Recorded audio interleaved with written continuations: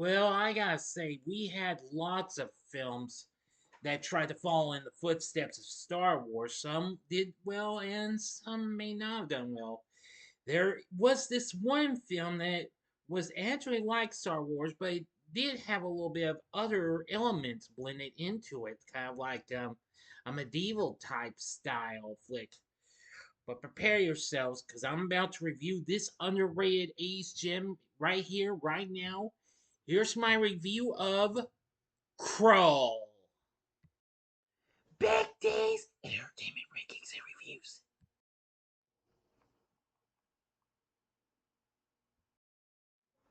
So, greetings, my fellow YouTubers, and welcome to Big D's Entertainment Rankings and Reviews. I'm the Big D, and this time around, I bring to you a review of the 1983 British sci fi adventure flick Krull, released by Columbia here in the US and through Columbia EMI Warner in the UK.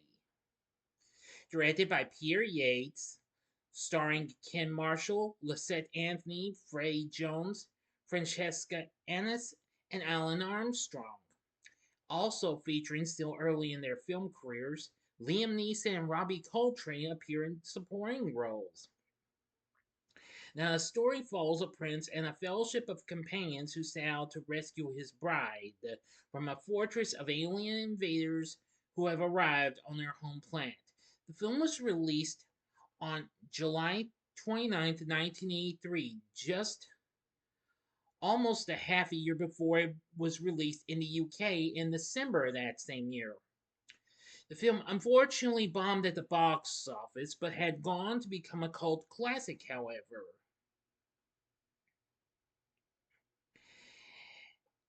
Though it did, however, become a cult classic, but and got mixed reviews and what have you, because the critical opinion on this was mixed both upon release and in retrospect, as reviewers have highlighted its visual effects and soundtrack, which was composed by James Horner, which I'll talk about that later.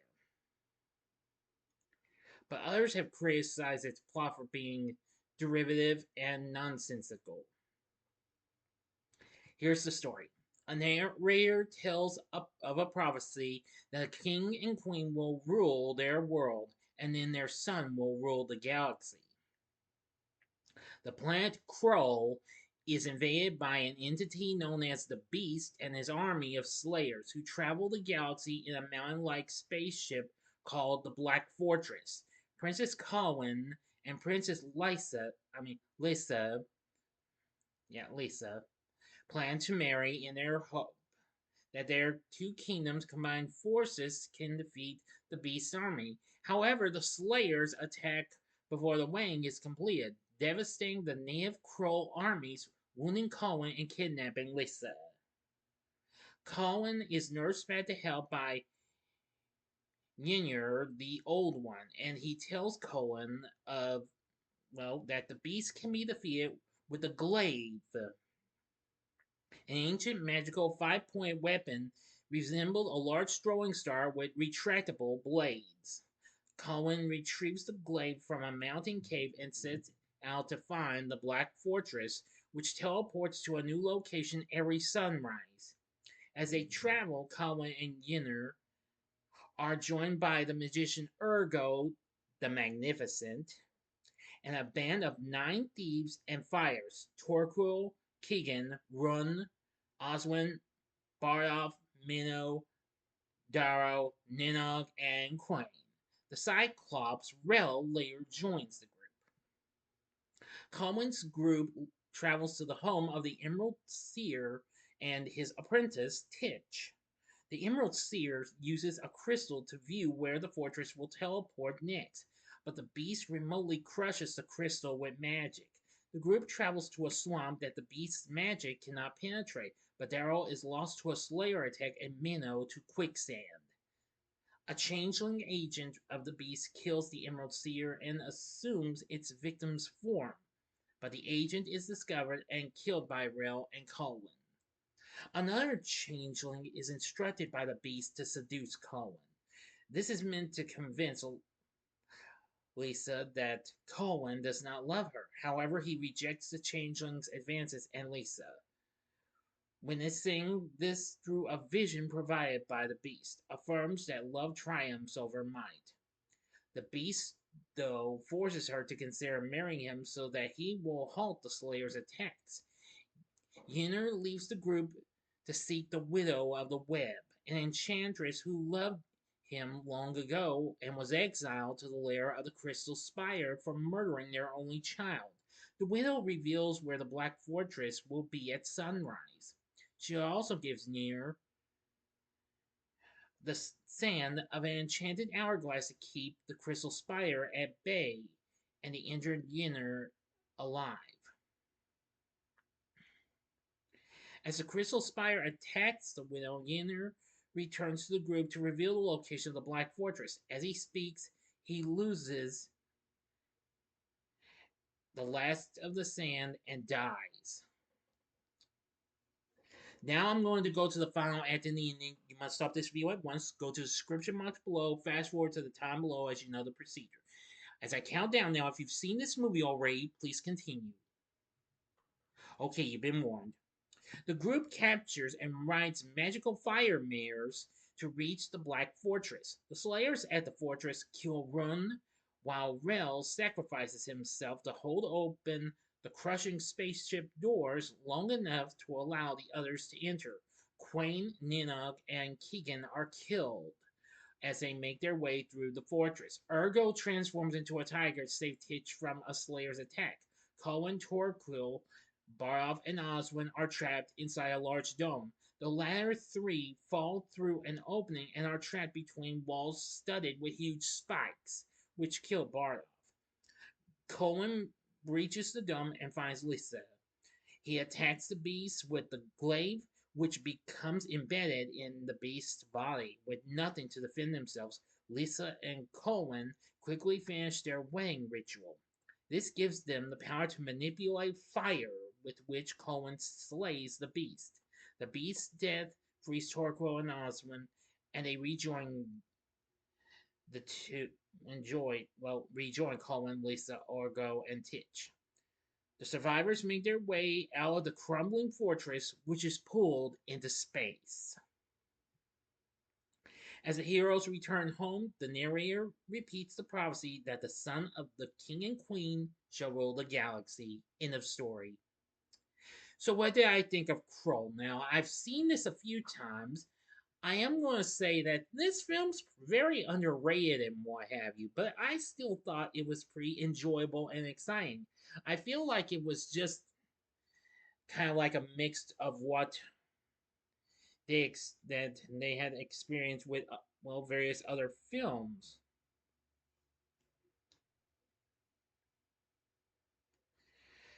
Upon its release, the film got mixed reviews. On Rotten Tomatoes, it's at 35%, saying while nostalgic fans may view it through rose colored glasses, this would be sci-fi epic is painfully derivative. Metacritic has a score of 45, which again I'm understanding. Variety called the film a blandly derivative hodgepodge of Excalibur meets Star Wars. Yes, now I think I've seen bits of Excalibur. I know Star Wars, you know that. Variety concludes that the professionalism of director Peter Yates, the large array of production and technical talent, and particularly the mainly British actors, keep things from becoming genuinely dull or laughable. Yes, the director of the film was Peter Yates, who has directed numerous films, including the Steve McQueen movie Bullet. Siskel and Ebert were not impressed. Reviewing this on At the Movies, they gave it 2 thumbs down, calling it one of the most boring, nonsensical, illogical fantasies in a long time. Well, that's understandable as well. Anyway, the film bombed at the box office, failing to only make $16 million at the box office against its reported budget of $27 to $30 million, which that's a big disappointment. Now, for retrospective response, the film has gained a cult following over the years. One of the journalists at AllMovie hailed it as an ambitious sci-fi fantasy that even in its failures can usually be forgiven for its sheer sense of bravado. Den of Geek Ryan Lambie called this in 2011 it among the most visually creative and downright fun movies of the Enchanted 80s, an entire galaxy away from other cheap, quickly made knockoffs that showed up in the wake of Star Wars. Yes. Now, a common critical praise for the film was the visuals and special effects. Now, I have to give them props for what I have to offer. Now, of course, Ryan Lambie, a Den of Geek, described him as quite captivating, while the all movie journalist Jason Buchanan wrote, even if it does seem overly familiar at times, there is just enough originality injected into the visualization of the film that it's hard to dismiss it as just another Star Wars clone. That's completely understandable. Yes, I feel like I'm seeing a cross between maybe stuff like Star Wars or Lord of the Rings or any other type of sci-fi or fantasy flicks and what have you. A frequent criticism in multiple reviews was the film's writing. Lambie believed the film that is perhaps a little too derivative to earn a place in the major league of 80s fantasy movies. And again, I'm understanding, so I'm not going to get into too much of the stuff and what have you. Responses to the characters and performances were varied. Some critics praised the antagonists of the film. Yeah, I will say I do think the Slayers were pretty good in what have you. This was kind of like the film's own stormtroopers or something like that. But even so, I think this had some pretty good characters and what have you. And I gotta give it props for what it had to offer.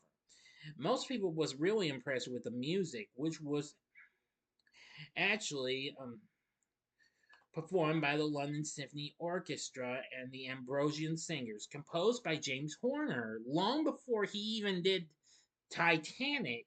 But of course, after this, he would do the scores for the Terminator, Terminator 2, and lots of other films.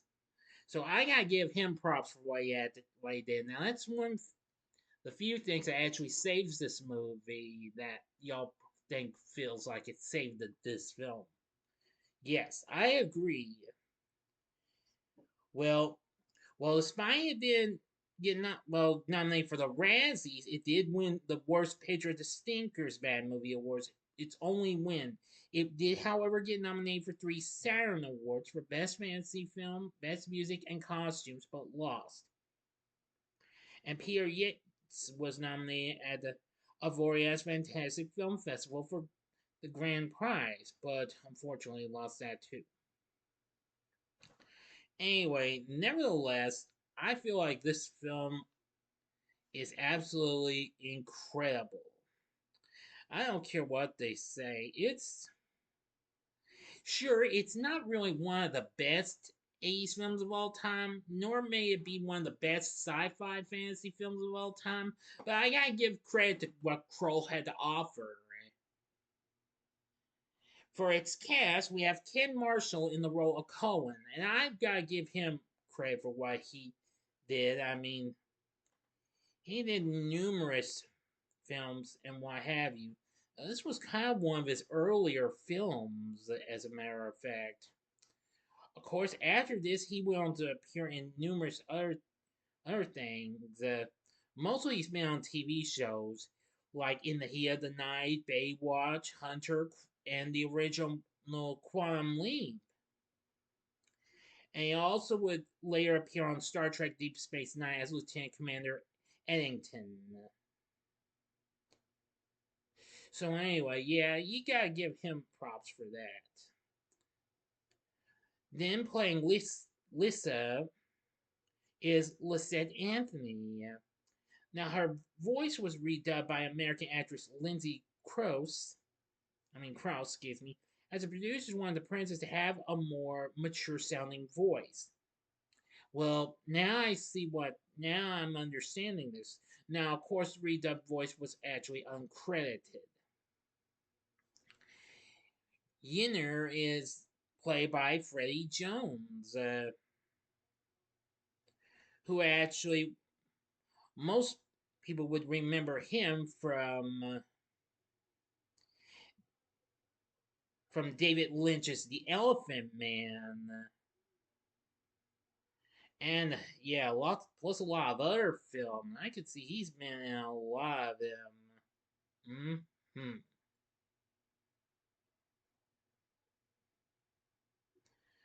Now, let's see. Torquil, the leader of the group, is played by Alun Armstrong,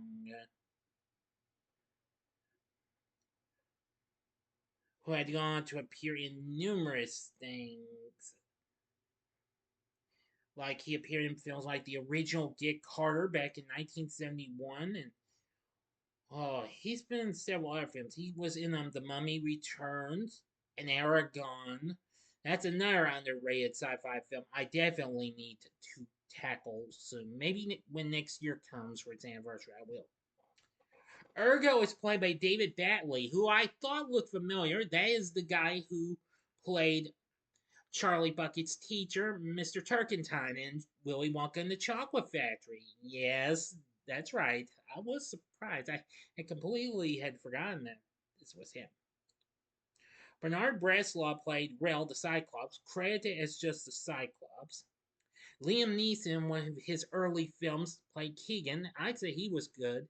Dickon Ashworth as Bardoff, not too bad. Todd Carney as Oswin, real good. Robbie Coltrane is Run, of course. You may he rest in peace. This was long before he played Rubius Hagrid in the Harry Potter franchise, although his voice was dubbed over by an uncredited Michael Elphick. Excuse me. John Welsh was the seer. Graham McGrath as Titch. Yep. And Francesca Ennis as Lisa, the widow of the Web. Actually, 23 pieces of aging prosthetics were applied to her face for the role, as a matter of fact. So, yeah, despite it was a big disappointment at the box office, but Krull easily is a very underrated sci-fi film. So, the story is fine, Wybie. The direction's not too bad. I do like its great action sequences and stuff like that. And it has some real good characters, good and bad, because the bad ones were pretty cool and what have you. So, with everything said, would I recommend Krull? Well, I'd say give it a one time watch. See if you like it. And if you're not, then just stick with something else. But I think you might like it because of James Horner doing the great score for this film. So, you might like that. So, what did you think of Krull? Let me know in the comments section below. If you like this video, click the like button, subscribe, and be a part of the Big D Nation. Continue to help support my channel, and you know the rest.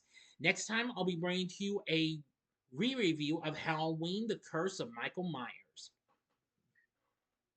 So if you like this, check out my reviews for these other underrated sci-fi fantasy epics from the 80s. In the upper left-hand corner is my review of the original Dune from 1984. The upper right-hand corner is my review of Masters of the Universe from 1987. And the bottom left-hand corner is my review of Willow from 1988. And the bottom right-hand corner is the button you can click to subscribe. If you like rankings and reviews on movies, TV, music, video games, etc., then I'm your guy. Oh, one more thing before I end this. There was also merchandising for this, including a video game for the Atari 2600. My brothers played it, and so did I. Okay, enough said about that. So until next time, I'm the Big D saying, see ya.